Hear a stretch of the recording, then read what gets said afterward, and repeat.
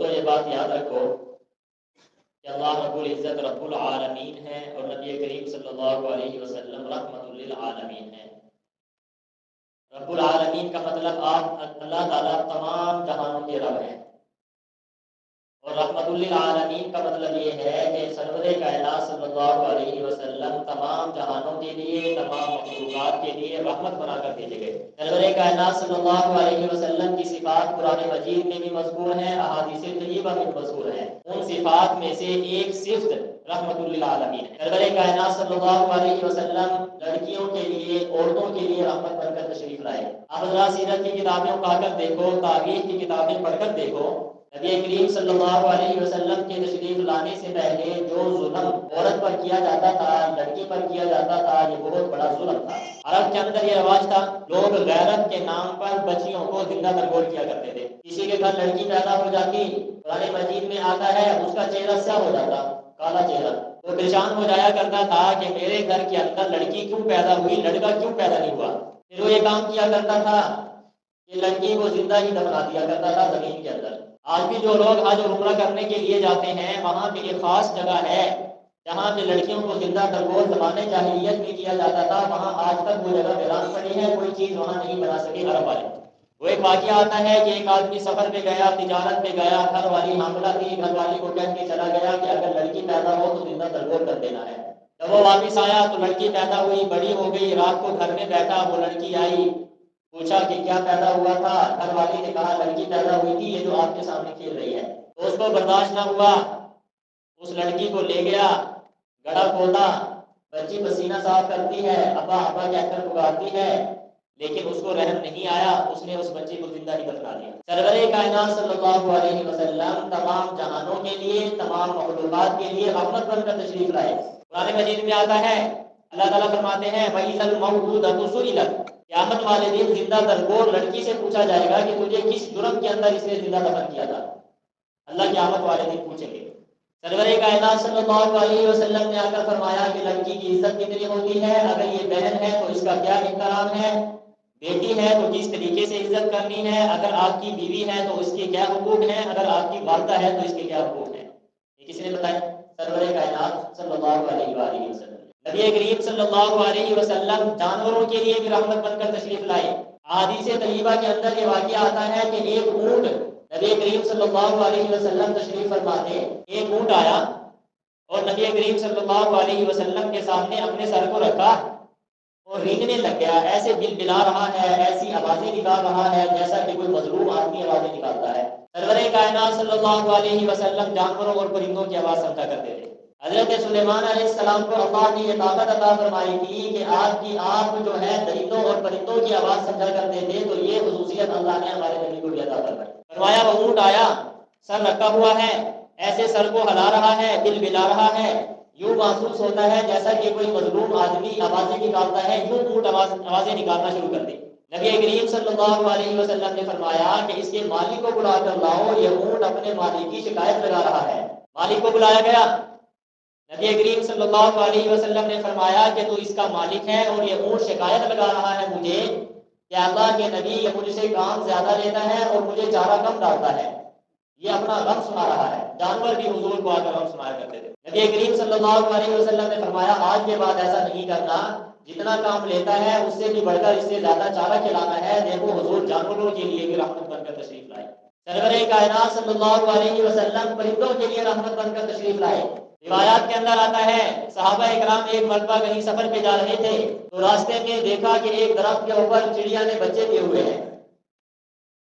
صحابہ اکرام رضوان اللہ تعالی علیہم اجمعین نے ان بچوں کو اٹھایا اور اپنے جھولی کے اندر بند کر لیا اور چل پڑے۔ ماں تو ماں ہی ہوتی ہے نا، جانوروں کی ہو یا پرندوں کی ہو یا انسانوں کی ہو، اس سے برداشت نہیں ہوتا بچے کی جدائی۔ تو فرمایا کہ اس چڑیا کو تکلیف کس نے پہنچائی؟ نبی کریم صلی اللہ علیہ وسلم نے فرمایا اس چڑیا کو بچوں کی وجہ سے تکلیف کس نے پہنچائی؟ ایک صحابی کہنے لگے کہ اللہ کے نبی میں نے ان بچوں کو اٹھایا اور گود میں رکھ لیا۔ نبی کریم صلی اللہ علیہ وسلم نے حکم ارشاد فرمایا کہ جاؤ ان بچوں کو وہیں رکھ کر آؤ، اس سے ان کی ماں کو بڑی تکلیف ہو رہی ہے۔ سرور کائنات صلی اللہ علیہ وسلم رحمت بن کر تشریف لائے، انسانوں کے لیے بھی، عورتوں کے لیے بھی، جانوروں کے لیے بھی اور پرندوں کے لیے بھی۔ ایک روایت کے اندر آتا ہے سرور کائنات صلی اللہ علیہ وسلم نے ارشاد فرمایا کہ کوئی انسان یتیم بچوں کے سامنے اپنے بچوں کے ساتھ پیار نہ کرے۔ اگر یتیم بچے وہاں پہ موجود ہیں، نبی کریم صلی اللہ علیہ وسلم نے فرمایا کہ کوئی باپ اپنے بچوں سے ان کے سامنے پیار نہ کرے۔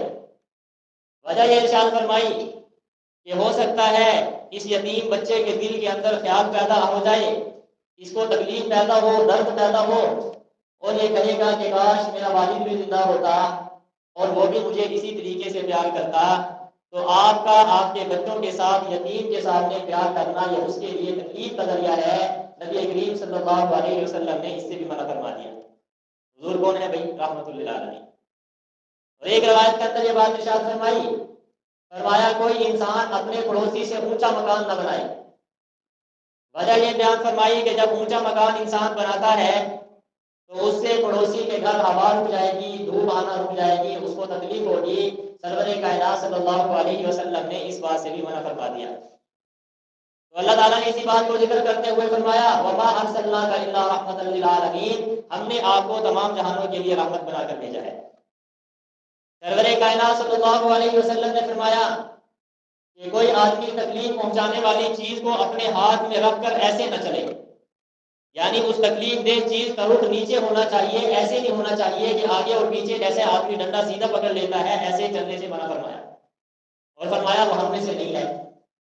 وجہ یہ بیان فرمایا کہ جب آدمی تکلیف دہ نقصان پہنچانے والی چیز کو ایسے لے کر چلتا ہے تو جب وہ مسلمانوں کے ہجوم میں چلے گا، کسی انسان کے قریب سے گزرے گا، کہیں ایسا نہ ہو کہ انجانی کے اندر کسی دوسرے مسلمان کو تکلیف پہنچائے اور اس تکلیف کی وجہ سے تمہیں گناہ مل جائے۔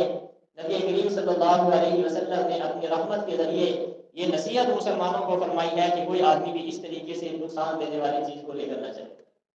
تو آپ رحمت للعالمین بن کر تشریف لائے، حتیٰ کہ آپ جنوں کے لیے بھی رحمت بن کر تشریف لائے۔ روایات کے اندر آتا ہے نبی کریم صلی اللہ علیہ وسلم نے ارشاد فرمایا کہ کوئی آدمی جب استنجا کرے تو اس کے اندر ہڈی کو استعمال نہ کرے اور لیڈ کو استعمال نہ کرے۔ علماء نے ایک اور حدیث بیان فرمایا آپ ایک مرتبہ تشریف فرما تھے، جنوں کا ایک گروہ نبی کریم صلی اللہ علیہ وسلم کے پاس آیا، آ کر کہنے لگا کہ اللہ کے نبی یہ انسان ہماری خوراک کو خراب کر دیتے ہیں، یعنی ہڈی کو استنجے کے طور پر استعمال کرتے ہیں، وہ ہڈی جو ہے جنات کی خوراک ہے۔ علماء نے لکھا ہے کہ جب انسان ہڈی کو استعمال کر کے پھینک دیتا ہے، اللہ رب العزت اس ہڈی کے اوپر گوشت لگا دیتے ہیں اور وہ جنات کی خوراک بن جاتی ہے۔ تو جنات نے آ کر نبی کریم صلی اللہ علیہ وسلم کو شکایت کی کہ اللہ کے نبی یہ انسان ہماری خوراک کو خراب کر دیتے ہیں، استنجا کرتے ہیں، اس کو استعمال کرتے ہیں۔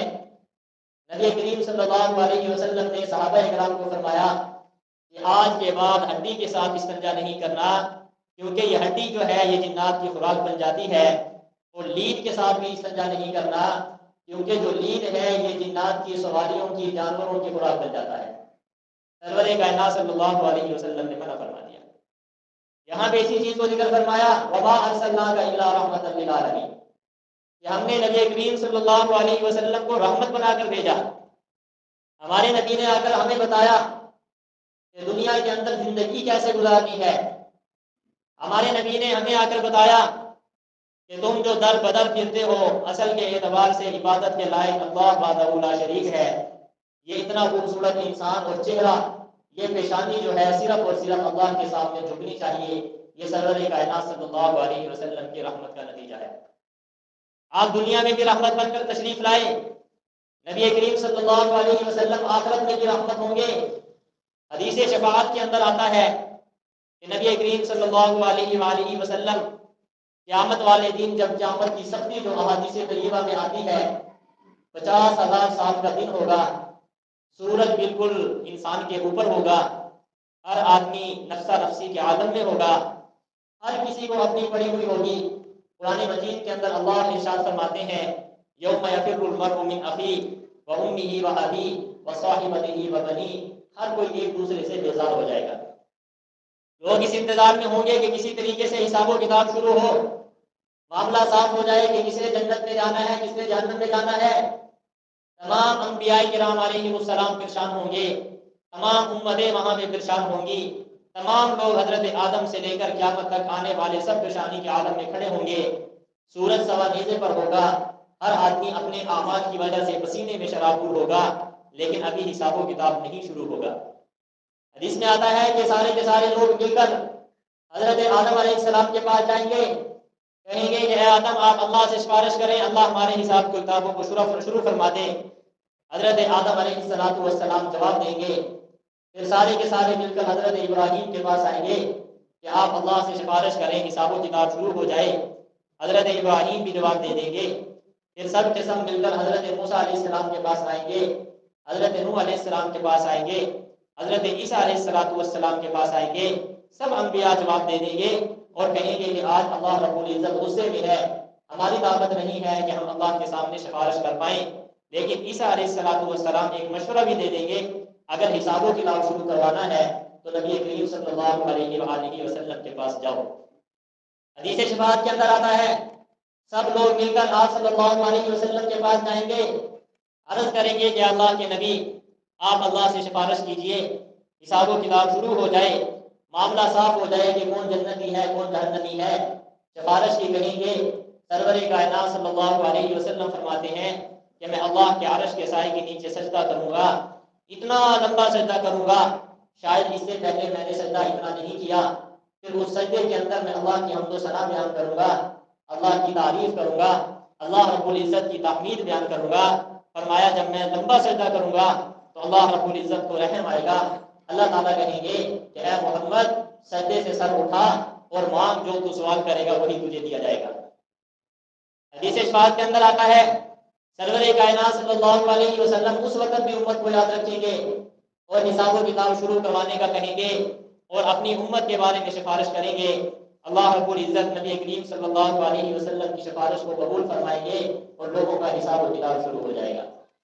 سامعین محترم، اس آیت کا مقصد اور مطلب یہی ہے، وما ارسلناک الا رحمۃ للعالمین۔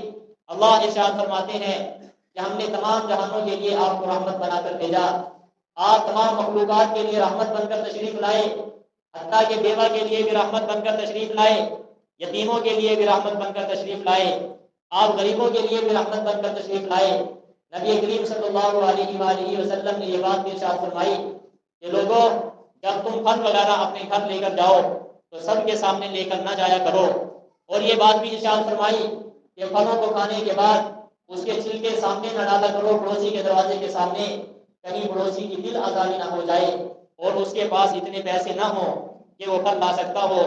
جب آپ کو وہ پھل لاتے ہوئے دیکھے گا اس کا دل دکھے گا، کاش میرے پاس بھی پیسے ہوتے اور میرے بچے بھی فروٹ کو استعمال کرتے۔ اور جب تم ان پھلوں کے چھلکے پڑوسی کے گھر کے سامنے ڈالو گے، پڑوسیوں کے بچوں کی دل آزاری ہوگی، ان کا دل دکھے گا، کاش ہمارے والد کے پاس بھی پیسے ہوتے اور وہ بھی ہمیں آج پھل کھلا دیتا۔ نبی کریم صلی اللہ علیہ وسلم نے اس بات سے بھی منع فرما دیا۔ دوستو، آپ کی تعلیمات پر غور کرو، آپ کے لائے ہوئے دین پر غور کرو۔ ہر وہ موقع، ہر وہ جگہ، ہر وہ شبہ جہاں سے آپس میں اختلاف ہونے کا خطرہ ہو، کسی کی دل آزاری ہونے کا خطرہ ہو، نبی کریم صلی اللہ علیہ وسلم نے ان تمام مقامات سے ہمیں منع فرما دیا کہ کوئی ایسی چیز نہیں ہونی چاہیے جس سے کسی دوسرے مسلمان کی دل آزاری ہو جائے۔ سامعین محترم، اللہ رب العزت رب العالمین ہے، تمام جہانوں کے رب اور پالنے والے ہیں، پیدا کرنے والے ہیں۔ نبی کریم صلی اللہ علیہ وسلم رحمت للعالمین ہیں، آپ تمام جہانوں کے لیے، تمام مخلوقات کے لیے، درندوں کے لیے، پرندوں کے لیے، چرندوں کے لیے، غریبوں کے لیے، بیوہ کے لیے سرور کائنات صلی اللہ علیہ وسلم رحمت بن کر تشریف لائے۔ اتنی عظیم شان ہے آپ کی رحمت کی۔ ایک مرتبہ آپ تشریف لا رہے ہیں ایک غزوہ سے، دوپہر کا وقت ہوا تو آپ نے اپنی تلوار کو لٹکایا، ایک شخص آیا، موقع پایا، دیکھا کہ حضور اکیلے لیٹے ہوئے ہیں، آپ لیٹے ہوئے تھے، سرور کائنات صلی اللہ علیہ وسلم کی تلوار کو اتارا اور کہنے لگا کہ آج مجھے کون بچائے گا؟ نبی کریم صلی اللہ علیہ وسلم نے فرمایا اللہ، مجھے اللہ بچائے گا۔ یہ الفاظ کہنے تھے، وہ انسان کانپنے لگا، ہاتھ سے تلوار چھوٹی، سرور کائنات صلی اللہ علیہ وسلم نے اس تلوار کو اٹھایا اور اٹھانے کے بعد پوچھا کہ اب تجھے کون بچائے گا؟ وہ شخص کہنے لگا کہ آپ تو بڑے اچھے اخلاق والے ہیں، آپ کے تو بڑے سخی آدمی ہیں، آپ تو بڑے اچھے انسان ہیں۔ نبی کریم صلی اللہ علیہ وسلم نے اسے معاف فرما دیا۔ اتنی عظیم رحمت ہے آپ کی، بھلا کوئی اپنے دشمن کو جب ہاتھ نیچے آئے وہ چھوڑتا ہے، لیکن سرور کائنات صلی اللہ علیہ وسلم کی رحمت دیکھیے کہ آپ نے جو ہے اپنی رحمت کے صدقہ سے اسے معاف فرما دیا۔ حضرت علی رضی اللہ تعالیٰ عنہ کا واقعہ بھی آتا ہے، ایک اور انسان کا واقعہ، صحابی کا واقعہ آتا ہے۔ ایک جنگ کے موقع پر وہ صحابی ان کے پیچھے لگے اور پیچھے لگتے لگتے کفار ہاتھ میں آ گیا کافر، تو جب ہاتھ میں آیا تو اس نے کلمہ پڑھا، اس صحابی نے وار کر کے اس کو قتل کر دیا۔ واپس میں آ کر نبی کریم صلی اللہ علیہ وسلم کو واقعہ بتایا اور کہا کہ اللہ کے نبی، اس نے جان بچانے کے لیے کلمہ پڑھ دیا تھا۔ نبی کریم صلی اللہ علیہ وسلم نے افسوس کا اظہار فرمایا اور فرمایا کیا تم نے اس کے دل کو چیر کر دیکھا تھا؟ یہ ظاہری طور پر کلمہ پڑھا تھا یا دل سے کلمہ پڑھا تھا؟ سرور کائنات صلی اللہ علیہ وسلم تمام جہانوں کے لیے رحمت بن کر تشریف لائے۔ دوستو، جب اتنی شفقت ہے پیارے نبی کی، اور ایک روایت کے اندر یہ بات بھی آتی ہے کہ ہفتے میں ایک دن نبی کریم صلی اللہ علیہ وسلم کے سامنے امت کے اعمال پیش کیے جاتے ہیں۔ ہم یہ جو اعمال کرتے ہیں، چاہے اچھے اعمال ہوں یا برے اعمال ہوں، لیکن نبی کریم صلی اللہ علیہ وسلم کے سامنے پیش کیے جاتے ہیں۔ آپ کو بتایا جاتا ہے کہ آپ کی امت کیا اعمال کر رہی ہے۔ نیک اعمال ہیں تو وہ بھی حضور کے سامنے فرشتے پیش کرتے ہیں، برے اعمال ہیں تو وہ بھی حضور کے سامنے پیش کرتے ہیں۔ دوستو، ذرا دل پہ ہاتھ رکھ کے سوچو کہ وہ رحمت للعالمین ذات جس نے ہمیں چلنا سکھایا، وہ رحمت للعالمین ذات جس نے ہمیں استنجا کرنا سکھایا، وہ رحمت للعالمین ذات جس نے ہمیں کھانا کھانے کا طریقہ بتایا، وہ رحمت للعالمین ذات جس نے ہمیں والدین کے حقوق بتائے، اولاد کے حقوق بتائے، ماں کے حقوق بتائے، بیوی کے حقوق بتائے، وہ رحمت للعالمین ذات جس نے علماء اور بڑوں کے حقوق بتائے، چھوٹوں پر شفقت کرنے کا طریقہ بتایا۔ جب سرور کائنات صلی اللہ علیہ وسلم کے سامنے ہمارے اعمال پیش ہوتے ہوں گے، آپ اندازہ لگائیے کہ حضور کو کتنی تکلیف ہوتی ہوگی۔ دوستو، سرور کائنات صلی اللہ علیہ وسلم ہمارے روحانی باپ ہیں۔ آپ اپنی عظمت کو سمجھیے کہ ہم سرور کائنات صلی اللہ علیہ وسلم کے روحانی بیٹے ہیں۔ جب ایک حقیقی باپ اگر اس کی اولاد نافرمانی کرے، ذرا ان والدین سے پوچھئے کہ ان کے دل پر کیا گزرتی ہے۔ ان کا کھانا پینا بالکل پریشانی کے عالم میں ہوتا ہے، نیندیں ان کے اڑ جایا کرتی ہیں۔ جن والدین کی اولادیں نافرمان ہوا کرتی ہیں، ان کی حالت دیکھیے، انہیں کتنی تکلیف پہنچتی ہے۔ جب سرور کائنات صلی اللہ علیہ وسلم ہمارے روحانی باپ ہیں اور ہم حضور سرور کائنات صلی اللہ علیہ وسلم کے روحانی بیٹے ہیں، اور کلمہ پڑھ کر ہم حضور سرور کائنات صلی اللہ علیہ وسلم کی امت میں شامل ہو گئے، جب حضور کے سامنے ہمارے اعمال پیش ہوتے ہوں گے، فرشتہ جا کر بتاتا ہوگا فلاں آدمی جھوٹ بولتا ہے، فلاں آدمی غیبت کرتا ہے، فلاں آدمی سود کھاتا ہے، فلاں آدمی فلاں بدکاری کے اندر مبتلا ہے، تو دیکھیے، غور کیجیے، سمجھیے اس بات کو کہ سرور کائنات صلی اللہ علیہ وسلم کی تکلیف کا کیا عالم ہوگا۔ آئیے اس بات کا عزم کرتے ہیں کہ آج کے بعد ہم نے سرور کائنات صلی اللہ علیہ وسلم کو تکلیف نہیں پہنچانی۔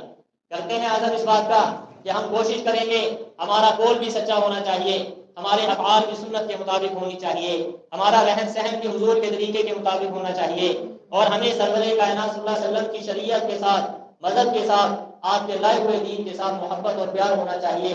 جب ہم حضور کی سنتوں کو زندہ کرنے والے بن جائیں گے، فرشتہ جا کر کہے گا کہ اللہ کے نبی، تیرا فلاں امتی، فلاں بیٹا سنتوں پر عمل کرتا ہے، فلاں بیٹا تجھ پر درود بھیجتا ہے، فلاں بیٹا 5 وقت کی نماز ادا کرتا ہے، فلاں تیرے بیٹوں میں سے فلاں بیٹا اے اللہ کے نبی صحیح طریقے سے شریعت پر عمل کرتا ہے۔ تو آپ غور کیجئے، سرور کائنات صلی اللہ علیہ وسلم خوش بھی ہوتے ہوں گے اور آپ کی زبان مبارکہ سے دعائیں بھی نکلتی ہوں گی۔ کریں گے اس بات کا عزم انشاءاللہ۔ تو آپ صلی اللہ علیہ وسلم کون ہے بھائی؟ رحمت للعالمین، تمام جہانوں کے لیے رحمت بن کر تشریف لائے، تمام مخلوقات کے لیے رحمت بن کر تشریف لائے، تمام چیزوں کے لیے رحمت بن کر تشریف لائے۔ اگر سرور کائنات صلی اللہ علیہ وسلم کی رحمت نہ ہوتی، آج ہم مسلمان ہیں تو حضور کی رحمت کا نتیجہ ہے، آج ہم دیندار ہیں اللہ کے پیارے نبی کی رحمت کا نتیجہ ہے، آج والدین کی عزت ہوتی ہے یہ حضور کی رحمت کا نتیجہ ہے، چھوٹوں پر شفقت ہوتی ہے یہ حضور کی رحمت کا نتیجہ ہے، علماء کی قدر ہوتی ہے حضور کی رحمت کا نتیجہ ہے۔ آج ہمیں جو بیوی اور بچوں کے حقوق کا علم ہے، آج جو ہمیں کھانا آتا ہے، پینا آتا ہے، اور زندگی گزارنے کا جو طریقہ آتا ہے، یہ سب جس کی رحمت ہے بھائی؟ سرور کائنات صلی اللہ علیہ وسلم کی۔ دعا ہے کہ اللہ رب العزت جو کچھ بیان کیا ہے اس کو منظور و مقبول فرمائے، ہم سب کو عمل کی توفیق عطا فرمائے۔ وآخر دعوانا الحمدللہ رب العالمین۔